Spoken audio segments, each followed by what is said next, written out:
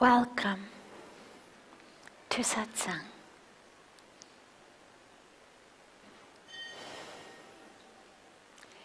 So beautiful to be together with you all. So beautiful to have this opportunity to dive deep together. We'll start with one of the questions that comes in advance, as we always do, from our family joining us from all over the world online via the internet.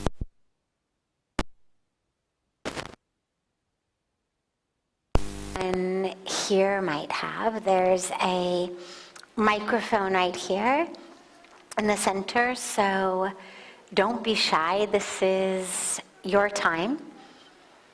It's not a class, it's not a lecture, it's your time. So any questions that anyone has that are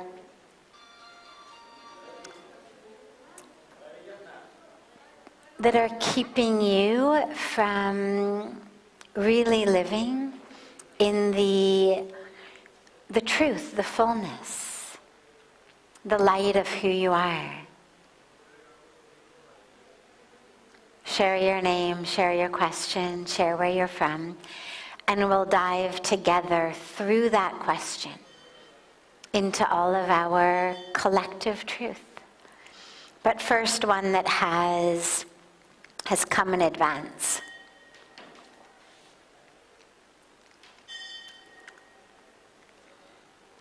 How to know and achieve the purpose of my life, though an orphan with financial constraints. Fortunately, knowing and fulfilling our Dharma doesn't actually require any amount of money. Yes, if you find that you are someone who has resources, whether because you've inherited them, whether because you've earned them, whether because they've come in some other way, then obviously using those resources is part of your Dharma. It's how we understand, right? That we're just trustees of the money, that whatever we have, whether it's a skill, whether it's knowledge, whether it's opportunity, whether it's resource, we're just a trustee of it.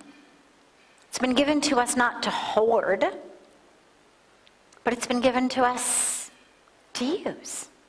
And if money is one of those things given to you, okay, so it means part of your Dharma is figuring out how to use your finances in alignment with your purpose.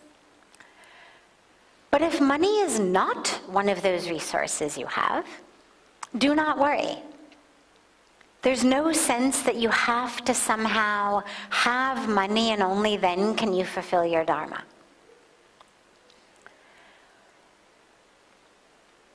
The person who's asked this question is an orphan without much money. Means somebody who's gone through a lot of challenges. Difficult times, for sure. I don't know their full history, but just from what they've said. No matter what you've been through, we all have challenges, we all have struggles in different ways. Sometimes it's logistic. No money, no house, no job. Sometimes we have all of those things. Lots of money, or at least ample money. Lots of education. Not only one house to live in maybe, but maybe a choice of different homes we could live in. But the emptiness then is in our hearts.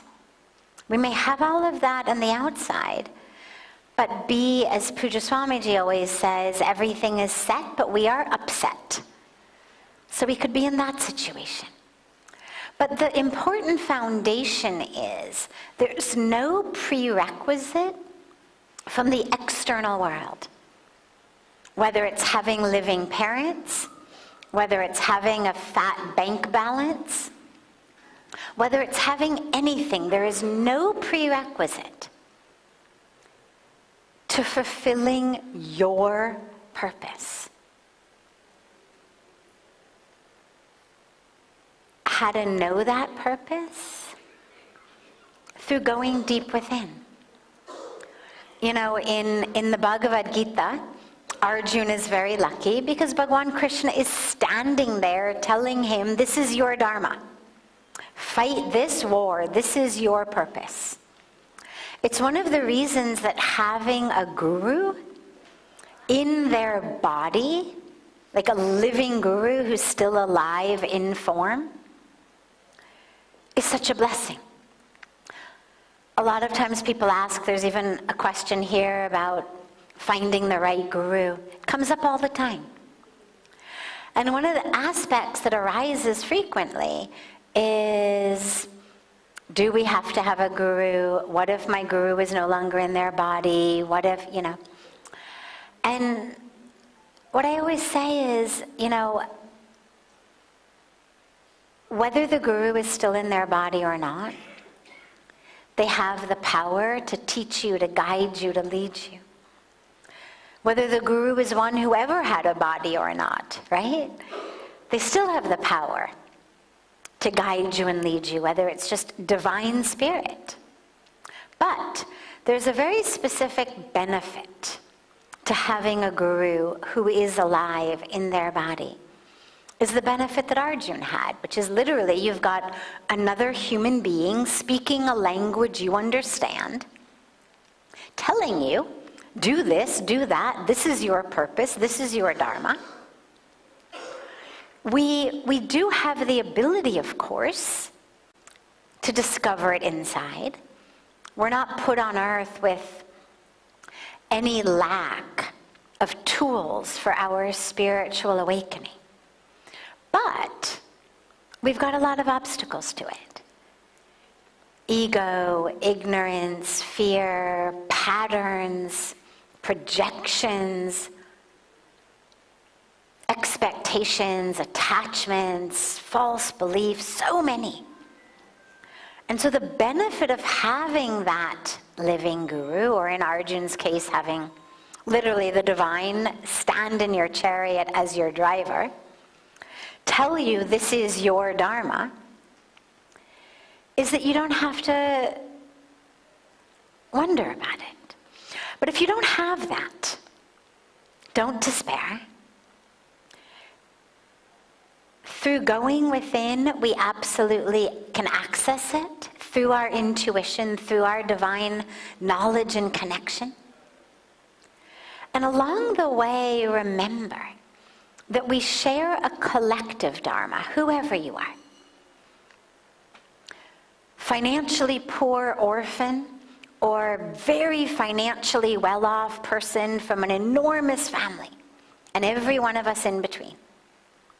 We share a collective dharma, which is what I was speaking about last night in the Arati, which is number one, wake up to the truth of who you are. Stop identifying as the story, as the body, as the history, as the narratives.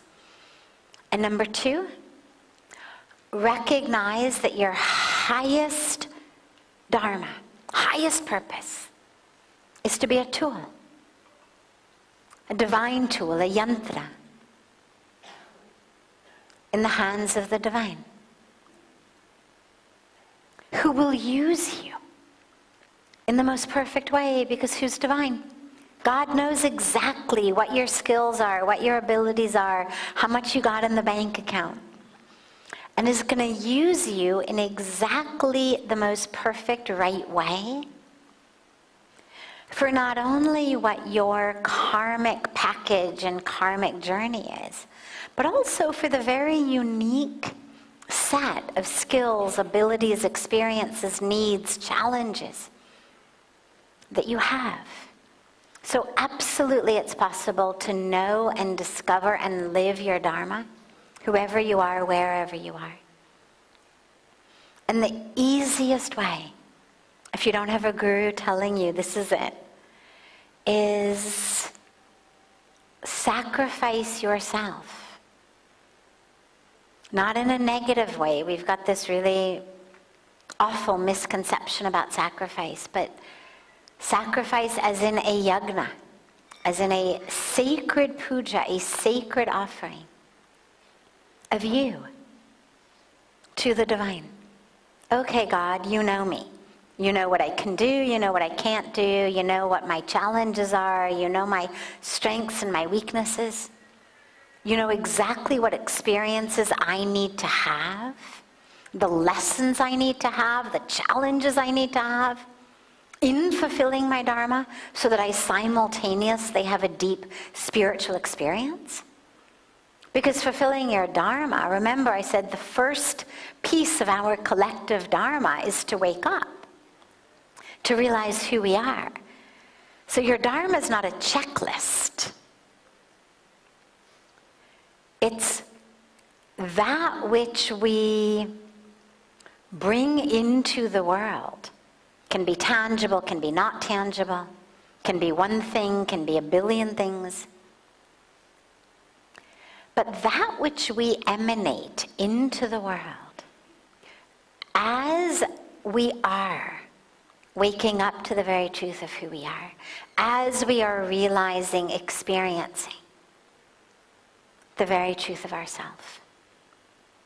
And every single one of us, in every single circumstance, is perfectly, fully equipped for it. Ah, great question. Other questions? Yes, come.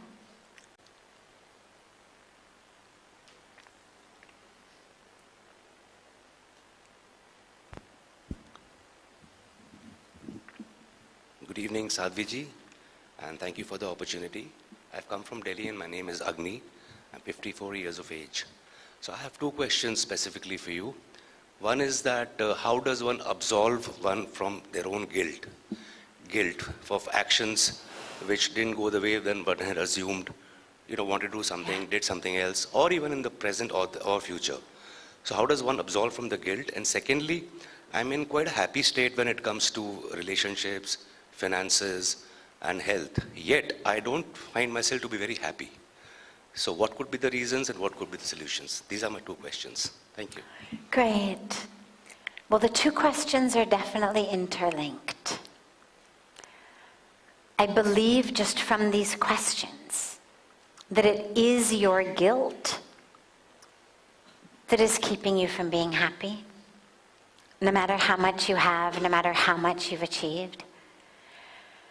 Because guilt is toxic. It's toxic to our mind, it's toxic to our heart, it's toxic to our life.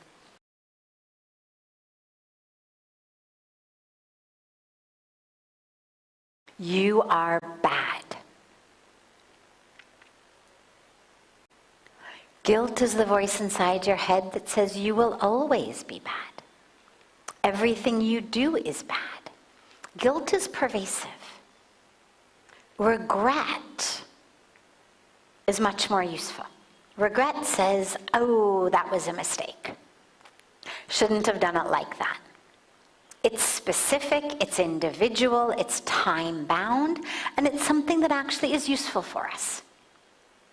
We all make mistakes, consciously, unconsciously. Regret is that which is an energy within us that essentially says, I have a conscience. I did something that wasn't skillful, wasn't compassionate, wasn't conscious. And therefore, there's a feeling inside me that doesn't feel good. And it's a deterrent. It's a deterrent against doing those same things again. It's a great system. Guilt is different. Guilt is not situation specific. Guilt gives you no way out. Regret gives you a way out. You can say you're sorry, you can make amends, you can promise never to do it in the future, you can fix the situation in some way, you can learn a lesson. Guilt has no exit. Guilt keeps you stuck. Because guilt is all about who you are. And so the very first most important thing to do is shift your guilt into regret. You said, okay, you've made some mistakes in the past. Okay, acknowledge them, look at them, what were they? And how can you repair those mistakes in some way? For example, if the people that you hurt in those mistakes are still people you are in relationship with, or that you have any way of connecting with, reach out and tell them how sorry you are. Could be 30 years later. You know, a lot of times we say, oh, it's too late. It's never too late. It's never too late. We hold on to pain. I recently, just about a month ago, a beautiful man came who I hadn't seen in 38 years. When I was 15, the summer I was 15, he was 17. We met at summer camp, fell in love, my first ever love. I, of course, thought we were soulmates.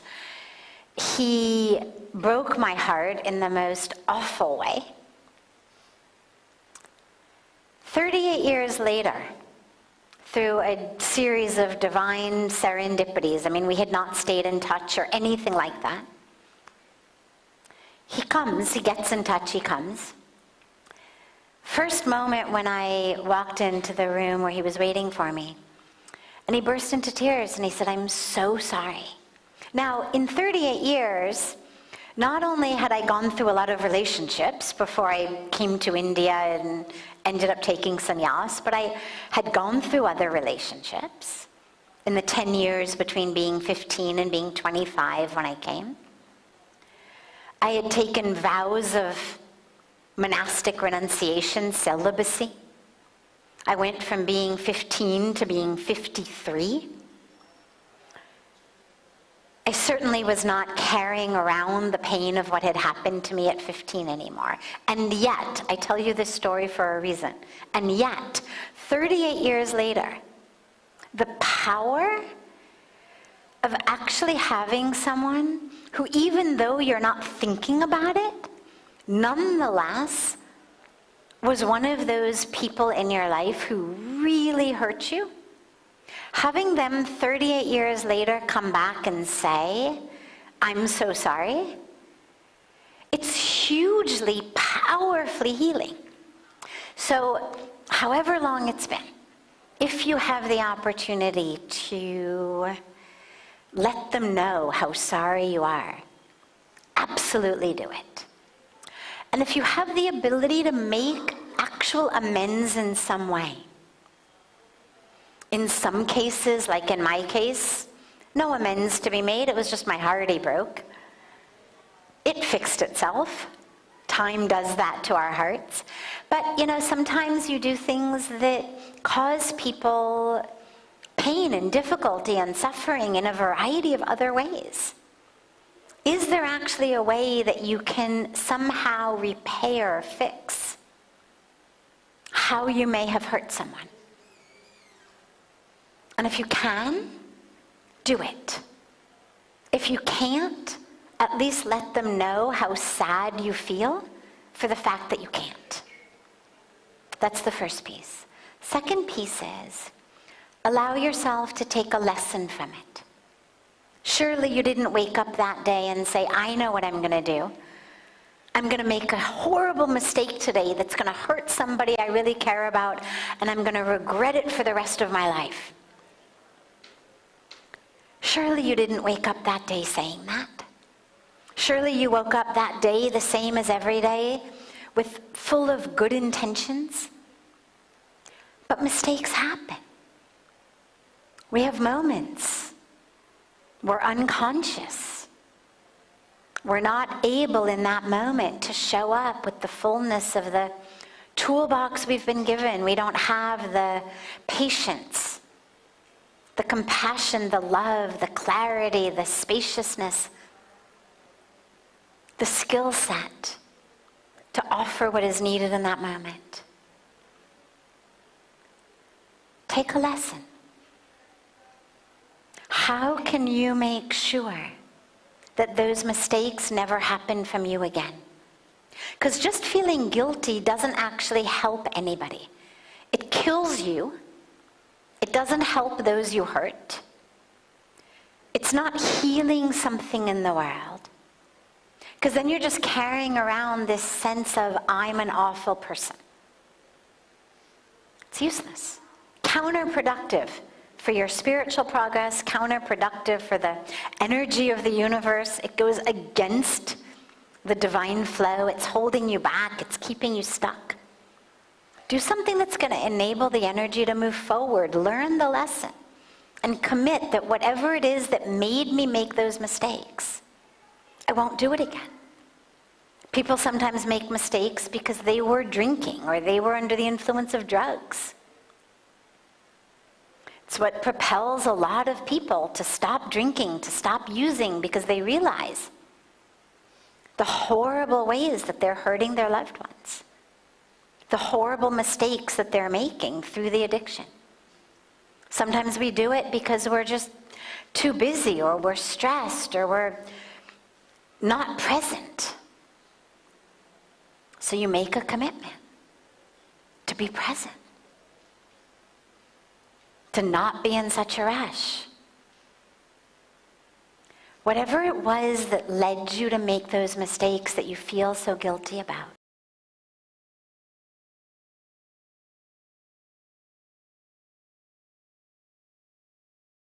and allow the regret to be the energy that propels you to apologize, to make amends, to repair whatever it is that you broke, to whatever extent you can repair it.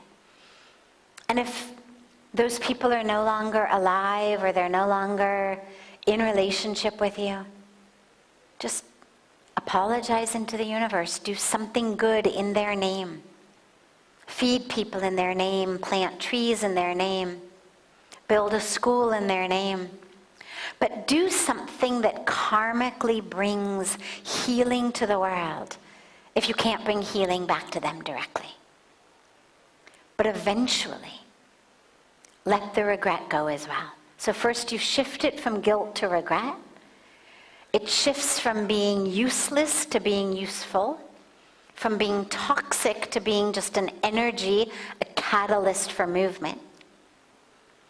And then ultimately you forgive yourself, because you realize that you, like all of us, are human. And none of us wakes up in the morning and says, I know what I'm going to do. I'm going to ruin somebody's life. We're doing the best we can. Nobody even wakes up in the morning and says, I'm going to do a half-hearted job of being me today.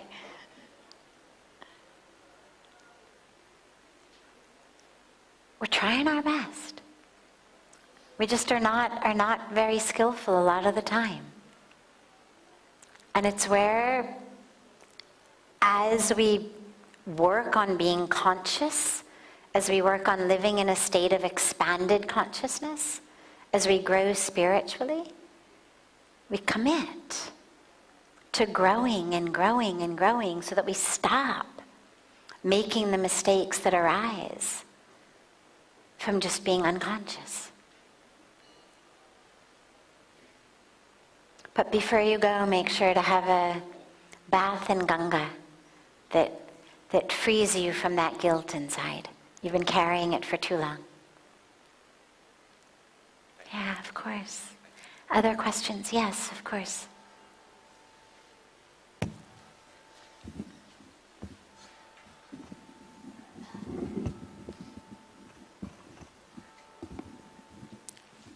Good evening.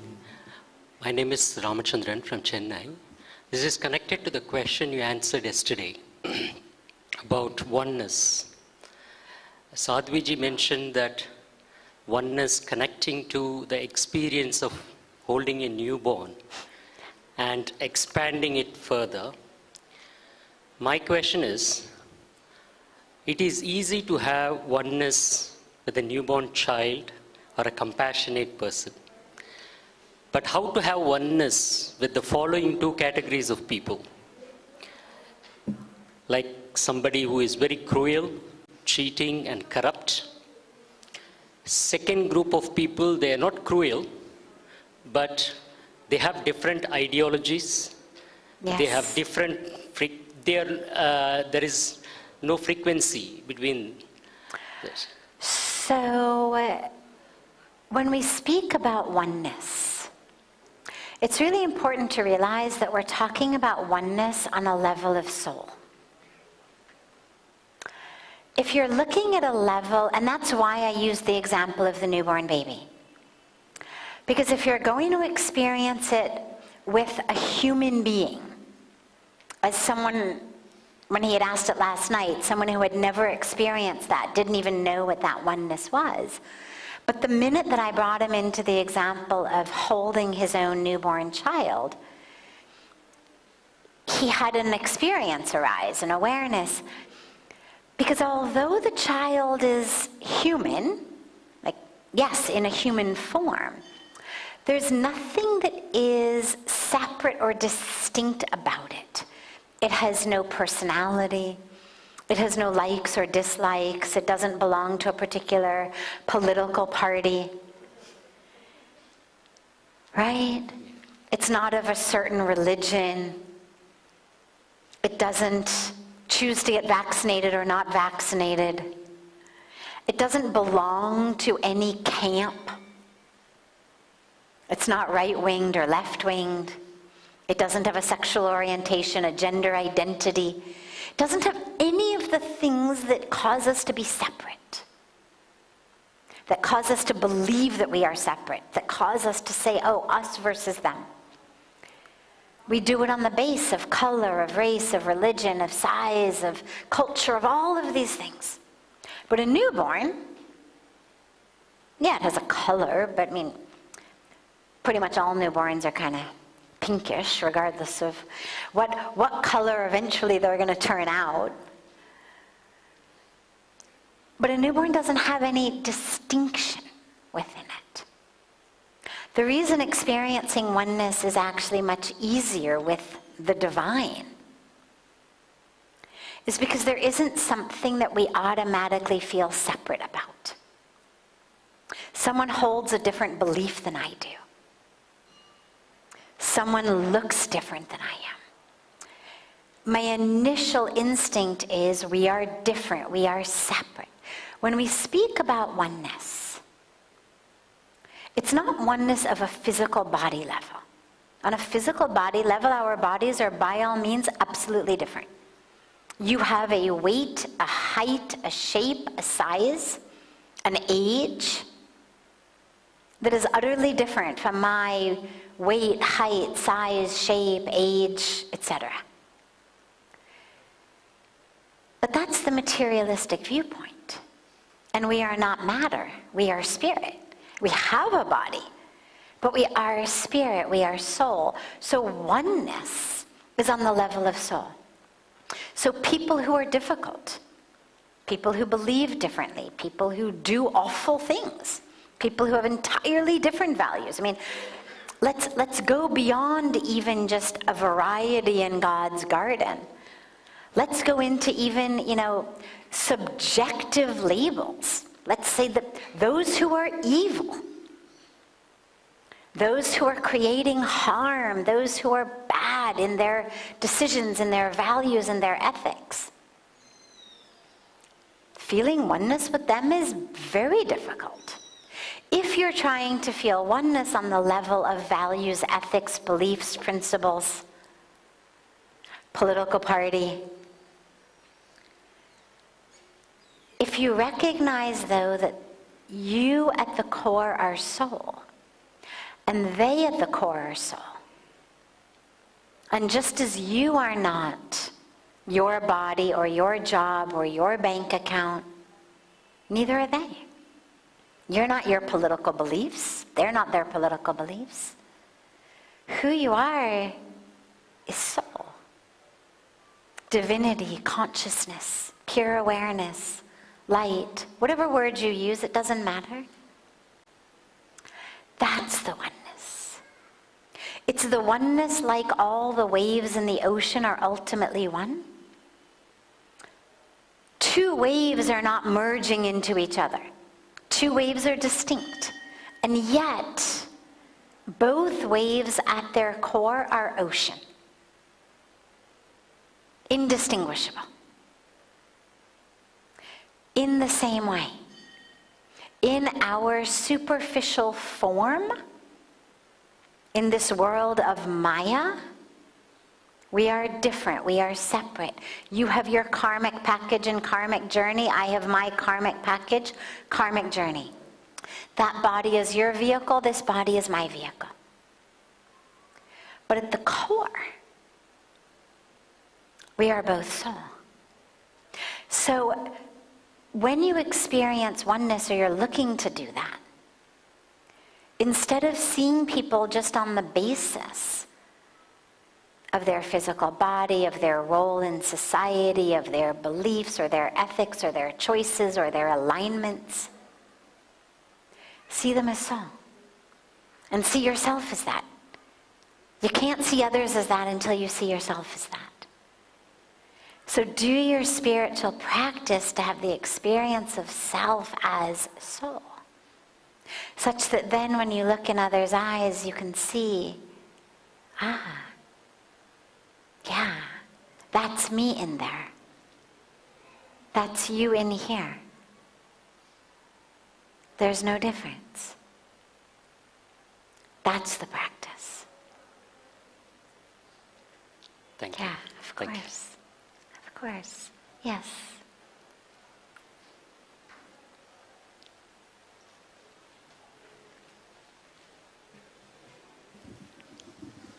Namaste. Namaste. I am from Gurgaon, and my question is that on a spiritual journey, if Can you one, speak just a little bit louder so that we can hear you? Thanks, yeah. on a spiritual journey, if one is able to experience the joy and the rest of life in the heart, and a strong aspiration, but at the same time, one is trapped in certain wounds down here, such as worthiness, and one finds himself or herself really stretched between these two opposites. So how to think about merging these two energies in terms of the inside world and the outside world? What is one experiences from inside and the outside life?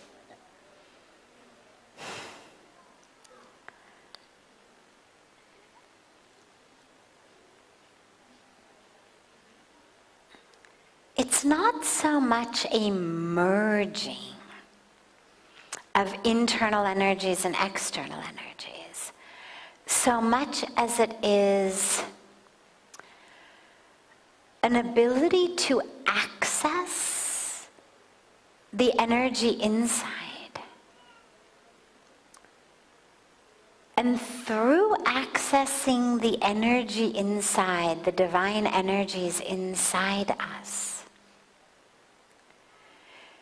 the energies outside of us that we are emanating, they shift. The energies that others are emanating, the energies of the universe, light, dark, hot, cold, gravity. I mean, there's so many energies. The magnetic energy of the moon and the planets. There's an almost infinite number of other types of energies that are physically in the world around us. Electromagnetic fields. I mean, there's so many other energies around us. But the key has to do not so much with merging the energies as with working with your internal energy that connects you with that energy of the divine, such that as you move through the world, you are less impacted by many of the energies around you. Not all. Some of them are always going to impact you. Nothing you can do about it. Gravity, always going to impact you. You're enlightened, or you've never gone on a spiritual path at all. Either way, walk off a building, you're going to go splat on the ground. Energies of heat. You sit in the sunshine, enlightened, not enlightened. Gonna get a sunburn. Has only to do with the, shade of your skin, nothing to do with the internal energies. But as far as the energies of other people in the world around you, the energies that we pick up in the world that we move through, our own internal energy and our ability to access that, to harness that, to work with that, to anchor in that, that enables us to move through the world not being so impacted by the energies of others.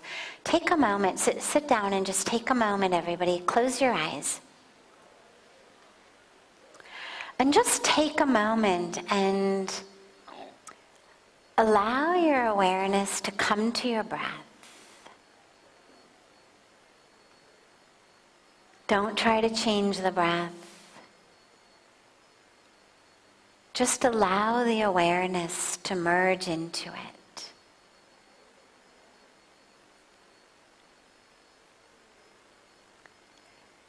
But allow the energy now, that energy of awareness, allow it to merge with your breath low in your abdomen. When most of us bring the awareness to our breath, it's up in our rib cage, our chests, our sternum. Instead of that, bring the awareness of your breath low in your abdomen.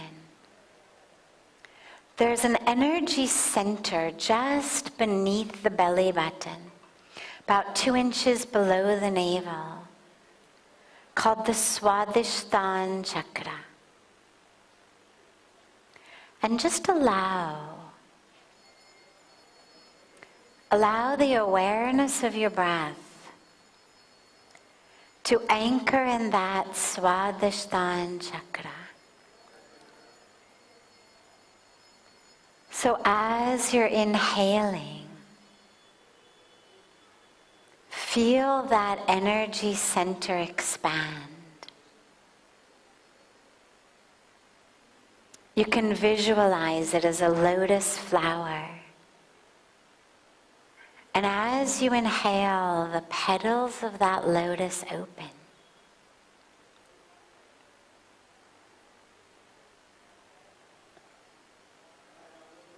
And as you exhale, you anchor back into that energy center. Swadhisthana literally means the place of the self. So allow yourself to anchor in that energetic center of yourself.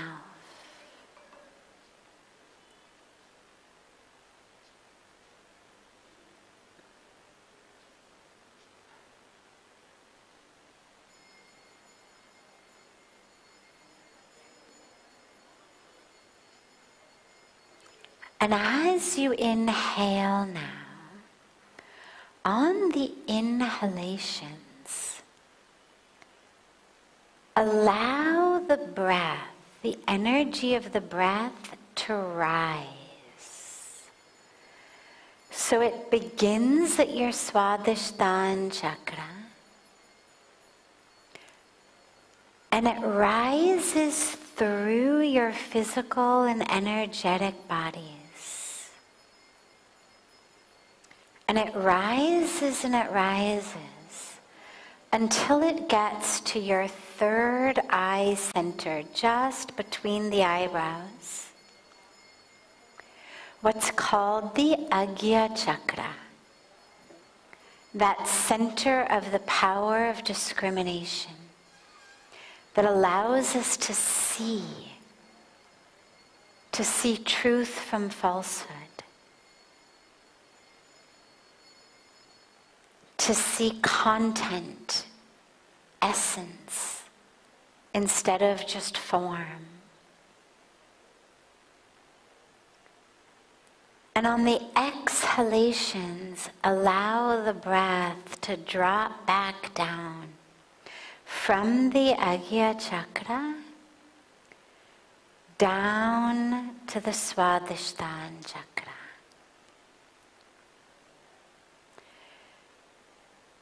And if you can't carry the breath all the way up in one smooth and unbroken breath, don't worry. Just allow it to rise as high as it comfortably can. And then exhale. But allow the awareness and intention to stay on the third eye as the breath is rising. So take the breaths at your own pace,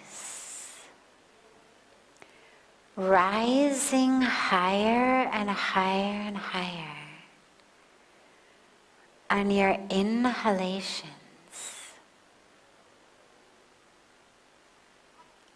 and dropping deeper and deeper on your exhalations.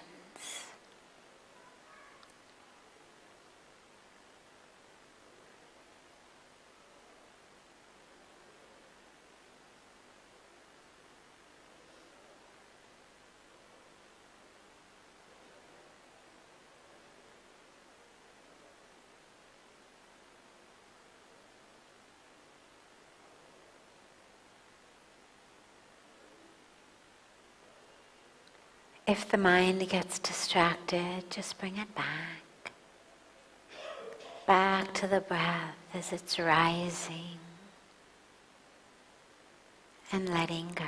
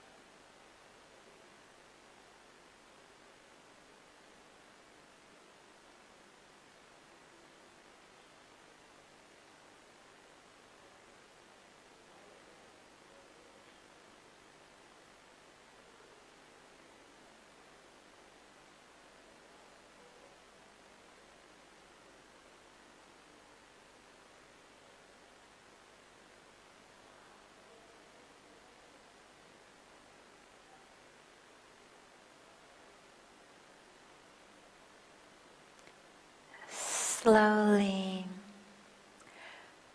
bring the palms of the hands together at chest level. Rub the palms of your hands against each other. And press the palms of your hands into your closed eyes.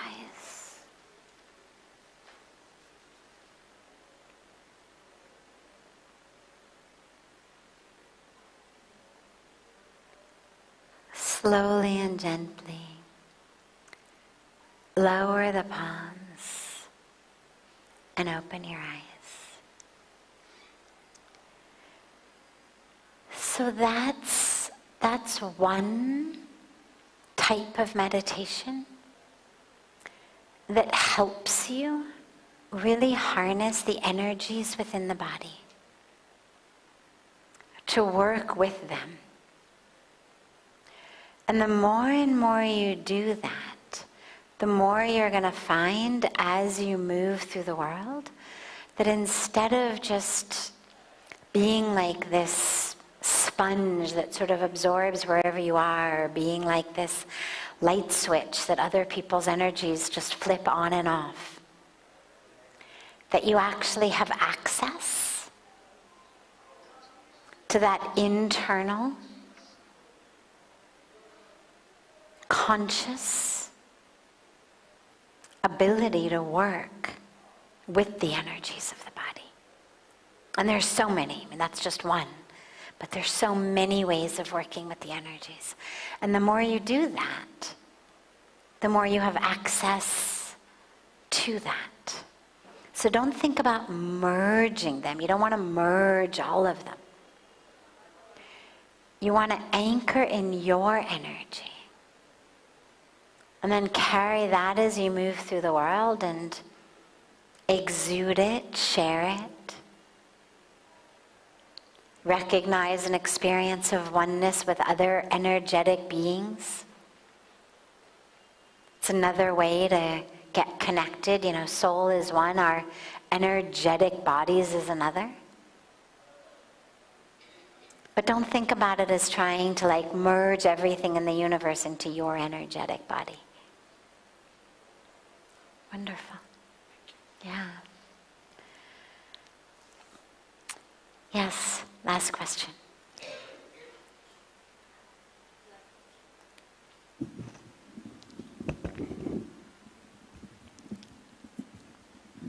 Good evening, Sadhviji. My name is Anshu. I'm here from London. And I wanted to ask you, how much free will do we actually have? How much is destiny and how much is free will? Great.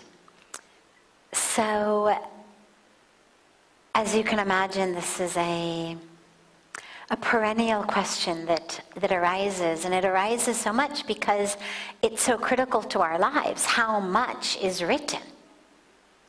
And how much do we write? So the easiest and simplest way of understanding it is this very moment where you are right now is all pre-written. You cannot rewind life, you cannot go backwards. Where you are right now is a mix of all of the different types of karma, right? We won't go into all of them now, but there's, our very long-term karma and immediate karma and karma that is blossoming and blooming in this life. Right now is the sum total of all of that. Call this your destiny. You were destined to be right here, right now.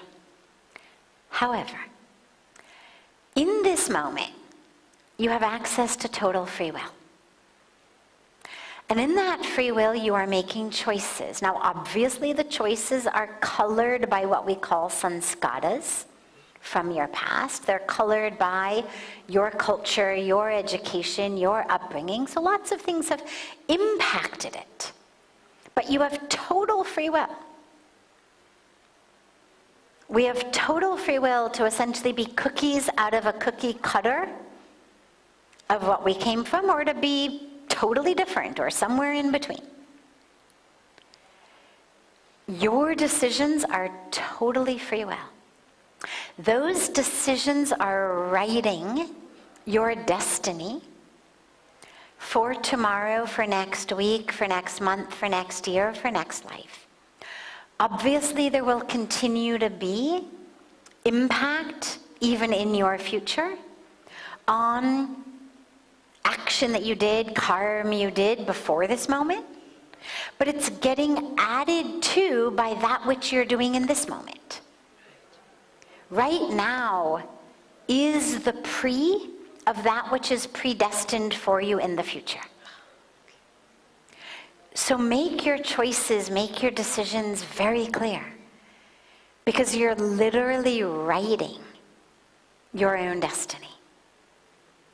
And that is where our spiritual practice is so important. It's where the presence of a guru is so powerful. Because you really want to make the right decisions. You want to make them consciously. You want to make them mindfully.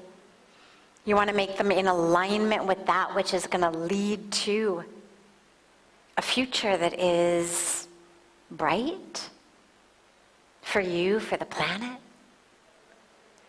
The more conscious you are, the more mindful you are, the more connected and anchored you are, the more access you have to that vision, to that intuition, to that divine voice that helps you make the right decisions.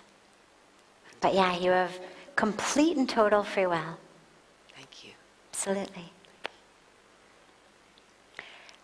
Have a beautiful, beautiful rest of your evening, everyone.